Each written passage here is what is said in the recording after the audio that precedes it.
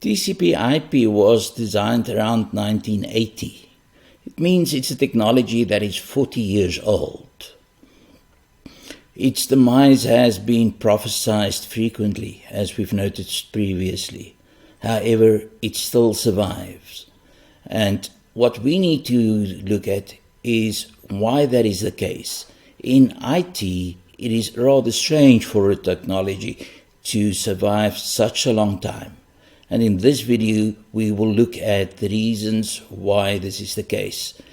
These reasons also have implications for future developments, so it's not only a lesson in history.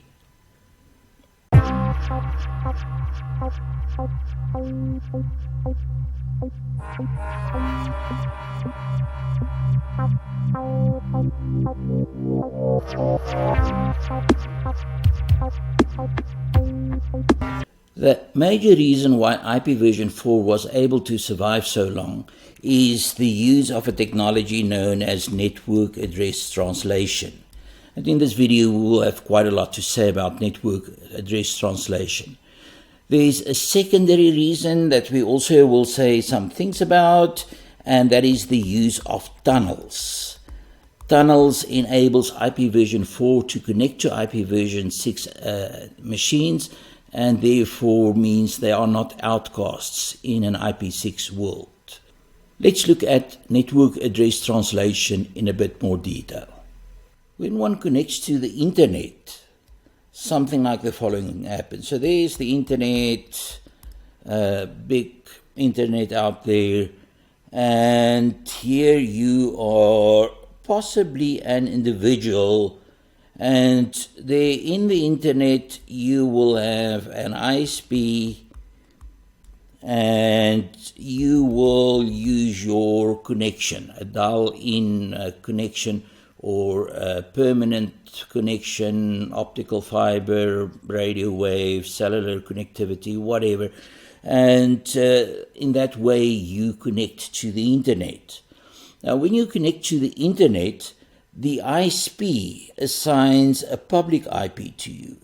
So you get a public IP in a process that works more or less like the DHCP, and therefore you have an address, and whatever services are out there on the internet, you can access using this public IP, and you can talk to the server out there, and the server out there or the service out there is able to talk back to you.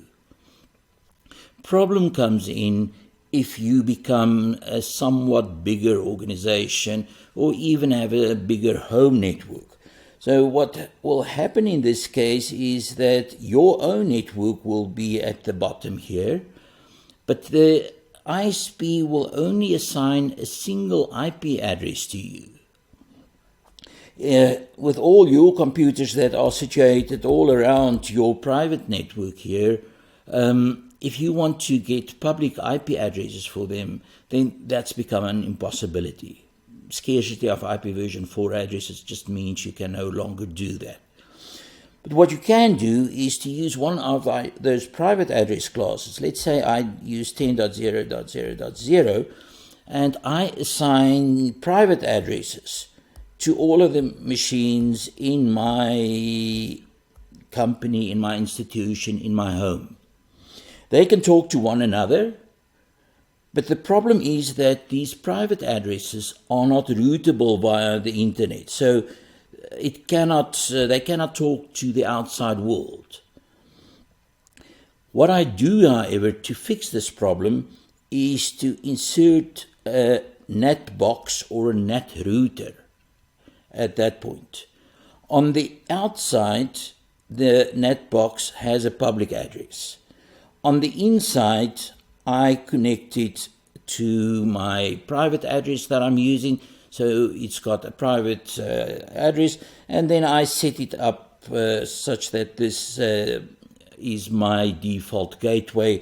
So any machine that wants to talk to the outside world will simply talk to that NAT box. And the NAT box then does network translation, network address translation.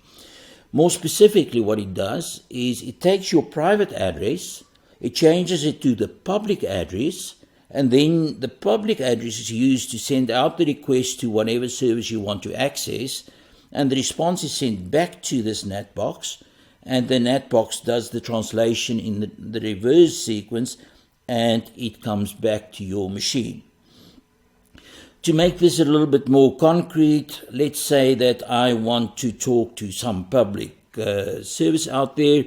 Let's say I want to talk to 8.8.8.8. That is a public address that we all know, Google's public DNS server.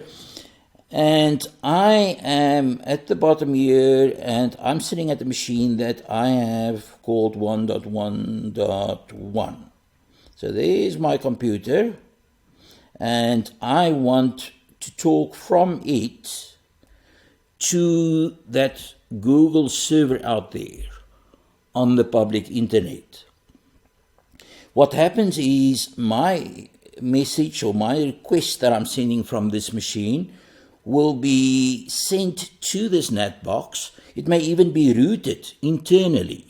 If you've got internal routers, then it may be routed, but eventually it gets to the NAT box. Now, for the sake of illustration, let's say that you are sending a packet where the source address is 10.1.1.1.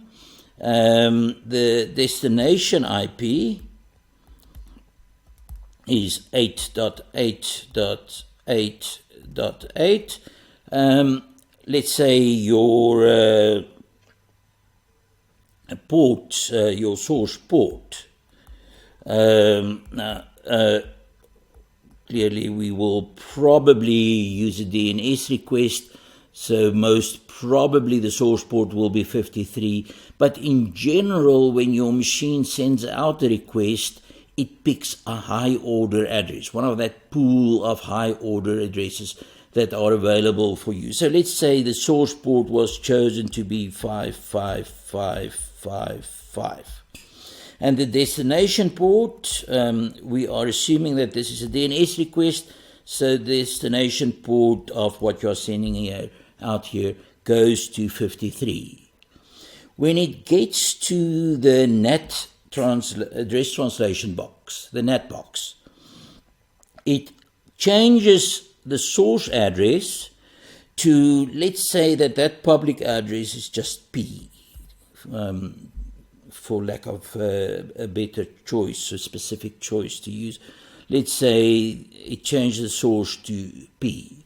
The destination remains what it was, 8.8.8.8. The source port, well, the NAT box now finds an open port. And let's say that the NAT box decides that on its outgoing interface, there is a port, let's say 123, that happens to be available. So it changes the port to that, and the destination remains whatever it is. And it records these changes that it made. In other words, that change there and that change there in a table. So it's got some sort of a translation table, and in the translation table, it records that it's changed 10.1.1.1, port 55555, that it changed that to P port 123. And now this message that goes out on the internet here is one that has a source address P, which is a public address. It's still going to the same machine. It has a new port associated with it, a new source port, but it's still going to the original port that we indicated. So when it gets to that machine answers, responds to the query, and it sends it back. And it can send it back because the source address now becomes the destination address, and that is a public address. It's the public address that was assigned to us by the ISP. The fact that it's going, or that it's now coming from that source port, makes not much of a difference. fact that it's going to that source port doesn't make a difference, and the fact that it's going, or that was the original destination, is not a major issue. That now becomes the source port for the request.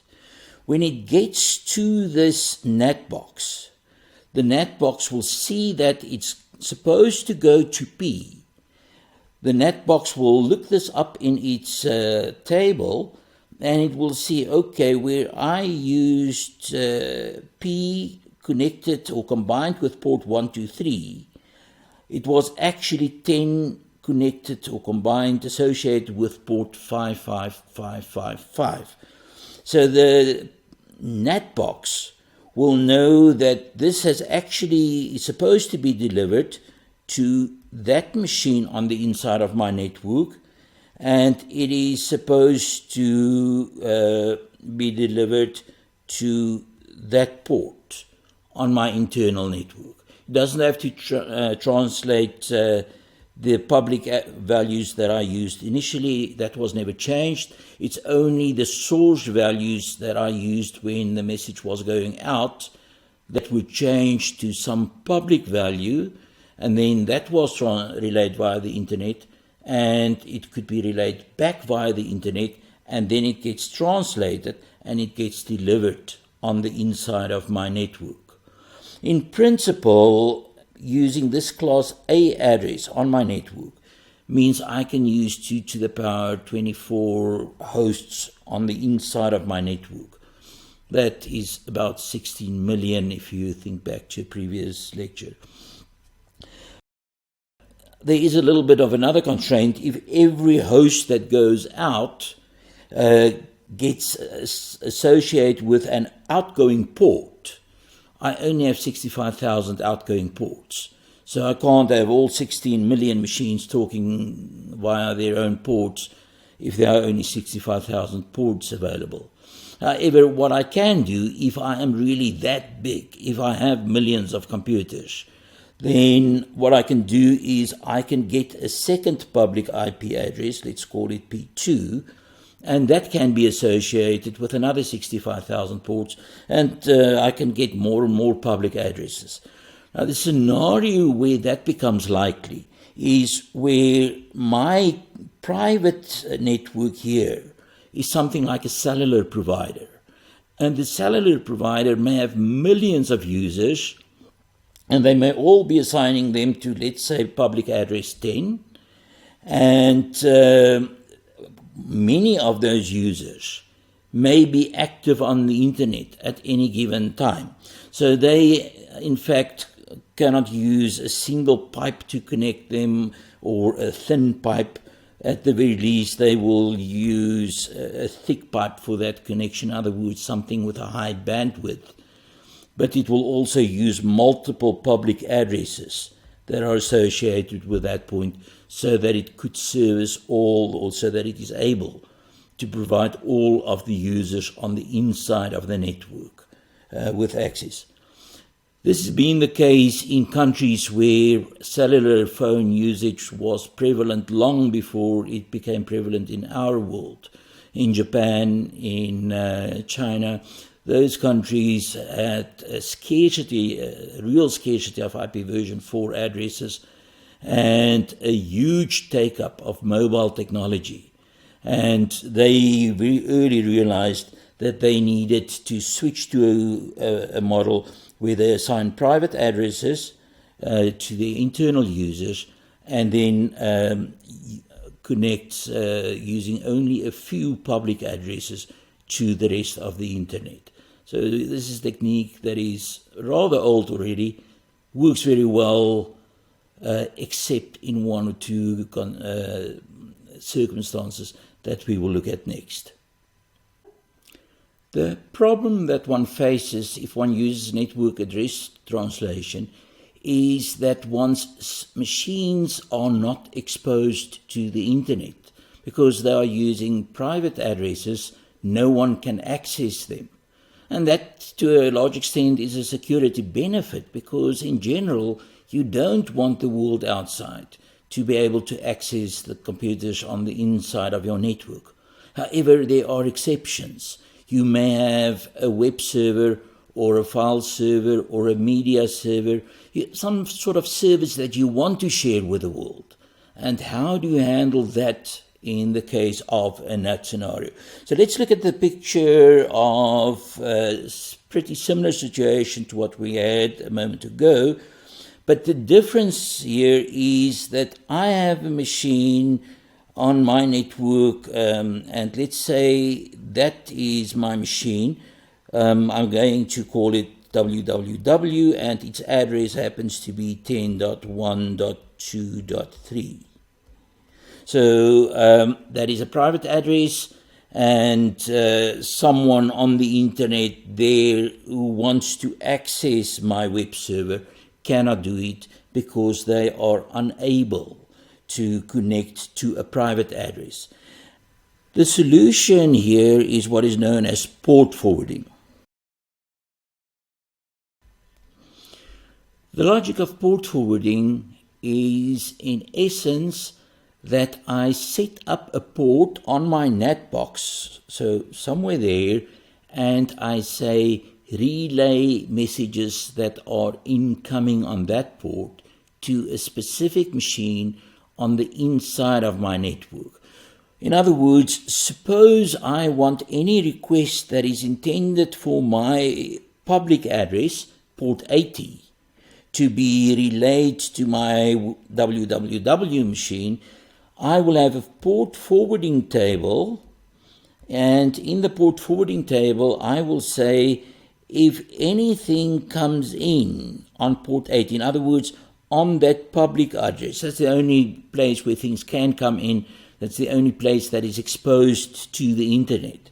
So if that comes in on port 80, then I want that to be relayed to 10.1.2.3, and let's say my web server on the inside is also running on port 80. So that is an example of port forwarding. With the web, it may make sense to use a technique like that.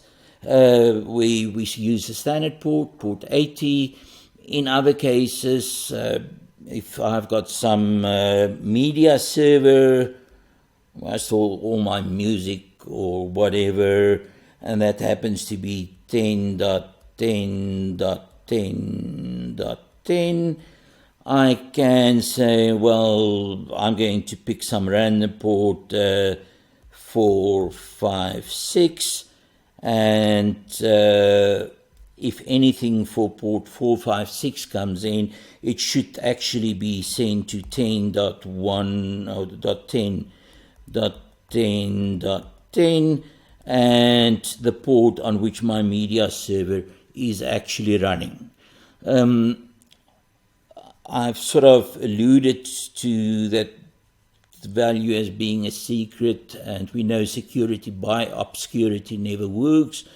The point is rather that I can forward any port to any machine, any other port, or the same port on the inside of my network. So this solves both my problems. With the outgoing messages, the NAT box just translates them to a public address, and for the incoming messages, I can selectively forward ports to the appropriate machine on the inside of my network. So thereby I can expose at least a few machines to the internet. Another technology that allows us to keep using IPv4 even when we want to access IPv6 machines or services is the notion of tunneling. Tunneling has a much wider application than just what we will see in this example. Sometimes people traffic, let's say, DNS traffic via HTTP. And there are many reasons why people want to do that. We're not going to go into those reasons. But in a nutshell, tunneling is when you encapsulate one traffic type in a traffic type that looks or that is of a different type. More specifically, what we're going to do with tunneling here is to put IP6 datagrams into IPv4 packets. So to use this, we will look at a scenario where I have an IP address and I want to use some service on the internet. I may be sitting on my own out here, or I may be inside my own organization and there may be network address translation going on. It doesn't matter. The problem that I have here is that I have an IPv4 public address and I want to access a service there, and that service has an IPv6 address.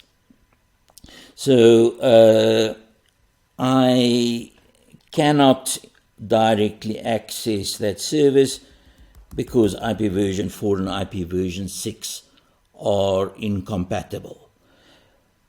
What I can do, however, is to find someone who is willing to tunnel this traffic for me. And then I can, and so this service that's willing to do the tunneling for me will have an IPv6 address, public IPv6 address, but it will also have an IPv4 address, public IPv4 address.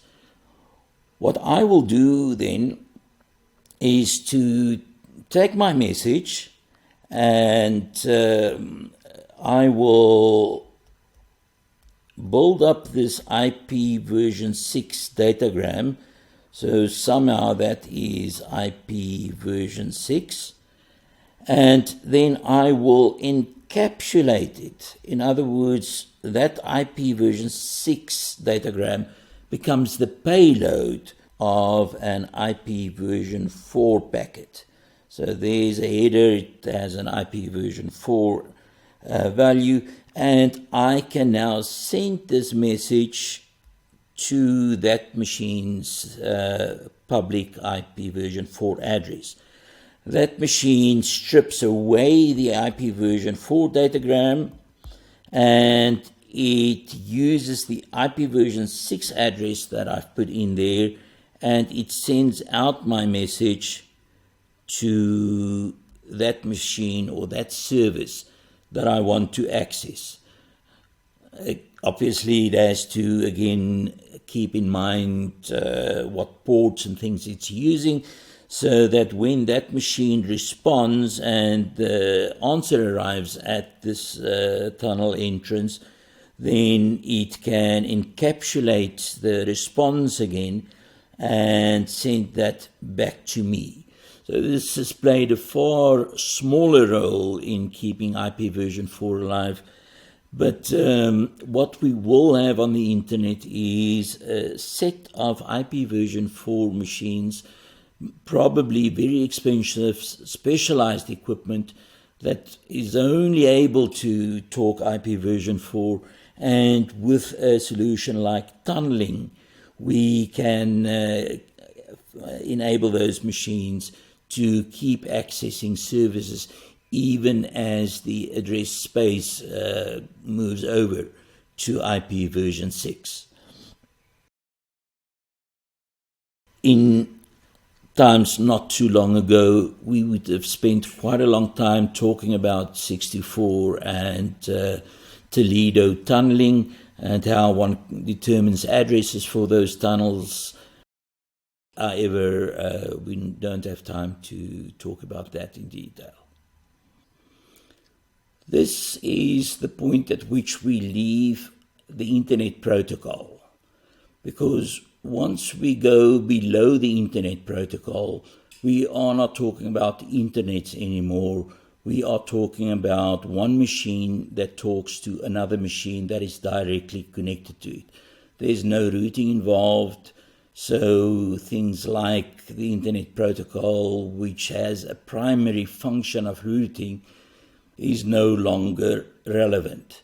So this is a good opportunity to pay homage to those who made it possible.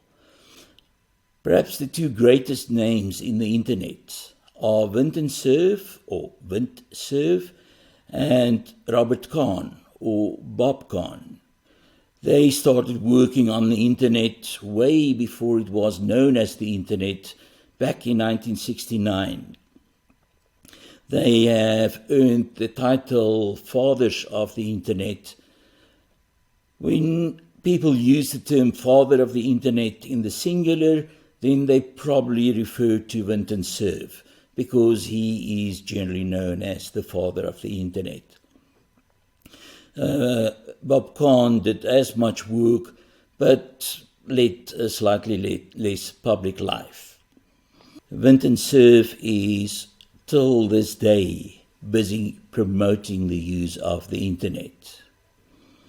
Out of that debate and discussion came some fairly straightforward concepts. One of them was the notion of layering, which we had learned in part from the earlier network, the ARPANET. When we built the various protocol structures, we built them in layers. I think of it as a kind of a staircase. Each layer is another stair step, and if you want to, you can expose each one of those stair steps so that someone can interface with the system at different places in its architecture. The second thing that we realized the need for was gateways linking these different nets together, because the nets didn't directly interwork at all. You needed something that would make them interwork successfully, knew how to talk to each of them independently. We called them gateways at the time because we didn't know they were supposed to be called routers, which we learned later. We learned also that it wasn't enough to define what these interfaces looked like or to define what the packets looked like with their headers and their addresses and the like. We also learned that you needed to have the system sort of self-configure so that it knew what pieces were connected and where. So we had routing protocols that had to be developed as well. I think that almost steered itself out of necessity towards the architecture that we ended up with. Yeah, I want to come back to this notion of layering because it was one of the powerful insights that we had. It was what enabled us to take advantage of what was out there and build upon it. As Vince said, we had learned quite a bit from the ARPANET experience, but many people think layering is in fact a fundamental notion of what networking is about. Rather, it's a very effective implementation strategy. It's a strategy that lets you do modularization, pull things in, put things in their place, and so forth. But layering is something that is often misconstrued as a requirement. I remember back in the 1970s, early 70s, the OSI folks came out with a protocol spec. It was a 7-layer specification that nobody ever implemented to because it really wasn't an implementation spec. It was rather a reference model about how you should think about networking. And when we looked at it, they had a lower level physical layer and so forth, all the way up to applications at the top. And Vint and I both took a look at that and we said, well, that's all fine, but where's the internet layer? It wasn't anywhere in particular. There was no internet layer. Two other names that we should mention at this point are Ken Thompson and Dennis Ritchie for their development of the Unix operating system. While the Internet was initially not developed on Unix machines, much of the development work that followed were done on Unix machines. In fact, Thompson and Ritchie were awarded the U.S. National Medal of Technology by President Bill Clinton in 1999. And the contribution that their system, Unix, made to networking was specifically mentioned during that award. All four of these pioneers were awarded the Turing Prize in later years. The Turing Prize is generally accepted to be the Nobel Prize of computing.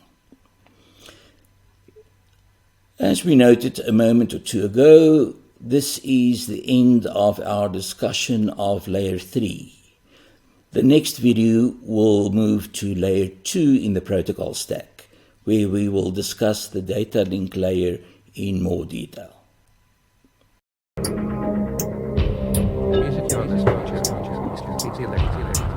Music